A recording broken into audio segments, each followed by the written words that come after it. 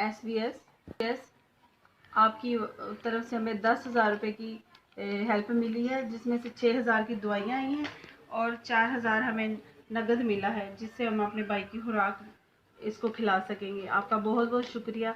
अल्लाह पाक आपको इसका अजर दे और आपको कभी किसी चीज़ की कमी ना आए। हम SVS वालों की तरफ से बेहद शुक्रगुजार हैं कि उन्होंने हमारी 10,000 रुपये की मदद की। 10,000 की मदद मिली है, जिसमें से हमें 6,000 की दवाइयाँ और 4,000 रुपया हमें नगद मिला है, जिससे मैं अपने भाई की खुराक ले सकूँगी, ताकि वो खुराक अच्छी सी खा सके, ताकि वो जल्दी अपने पाँव पे खड़ा हो जाए। SVS का बहुत बहुत शुक्रिया। अल्लाह पाक आपको देता रहे और आप ऐसे मुस्तहिक लोगों को बांटते रहे। बहुत शुक्रिया।